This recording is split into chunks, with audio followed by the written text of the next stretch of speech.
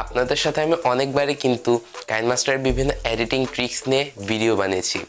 এগুলোকে আপনারা যেরকম অনেকটা অ্যাপ্রিসিয়েটও করেছেন এবং আপনারা অনেকেই জানতে চেয়েছেন যে নেক্সট ভিডিও কী টপিকে দিলে আপনাদের উপকার হয়।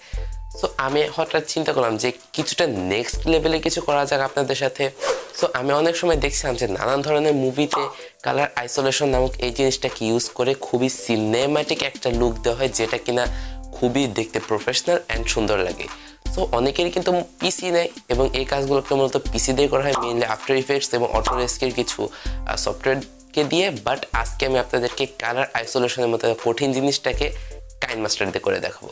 যারা এখনো এই চ্যানেলটাকে সাবস্ক্রাইব করে নেয়, ভাই দেরি কেন করতেছেন? এত সুন্দর সুন্দর টপিক যদি আরও পেতে চান তাহলে please hit the subscribe button and also hit the bell icon for latest videos updates. So let's jump to our main video.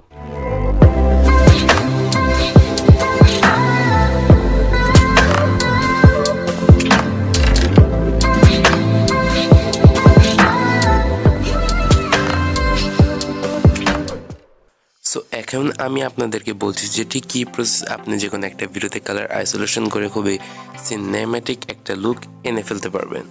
So at first just go to media option and select a video or photo that you want. So আমি photo দিয়ে দেখাচ্ছি, কারণ I think photo দিয়ে করলে একদম same প্রসেসে হবে, এতে কোনো আপনার আলাদা প্রসেস নেই। সো আমি এখান থেকে একটা ফটোকে সিলেক্ট করে নিচ্ছি। তো এখানে আমি একটা ফটোকে সিলেক্ট করে নিলাম। দেন আপনাদের কি করতে হবে, কালার আইসোলেশন জিনিসটাকে এটাতে অ্যাপ্লাই করার জন্য just go to layer option and then ইফেক্টসে আপনাদেরকে চলে যেতে হবে অ্যান্ড দেন নিচে আসতে হবে, দেন গেট মোর অপশনে চলে যেতে হবে। And when you are coming to get more option then আপনাদেরকে চলে যেতে হবে কালার অপশনটিতে। অ্যান্ড এখান থেকে আপনাদেরকে কালার আইসোলেশন নামক এই যে প্রিসেটটা রয়েছে এটাকে আপনাদেরকে ডাউনলোড করে ফেলতে হবে। অ্যান্ড দেন আপনাদেরকে জাস্ট এটাকে ডাউনলোড করা হয়ে যাওয়ার পরে চলে আসতে হবে আমাদের মেইন ইন্টারফেসে। অ্যান্ড দেন এখান থেকে কালার আইসোলেশনটাকে সিলেক্ট করে এই অপশনটিতে ক্লিক করে ফেলতে হবে। অ্যান্ড দেন টিক মার্কে ক্লিক করে ফেলতে হবে। দেন এটাকে আপনাদেরকে একটু বড় করে দিতে হবে।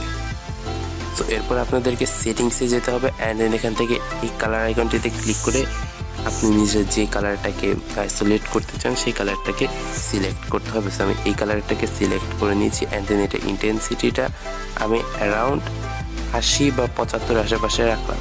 অ্যান্ড দেন এটাকে ইনভার্ট যদি আপনি করতে চান সেটাকেও করতে পারেন, সেক্ষেত্রে আপনার সিলেক্ট করে কালারটা চলে যাবে, বাট এটাকে অতটা সিনেম্যাটিক লাগে না।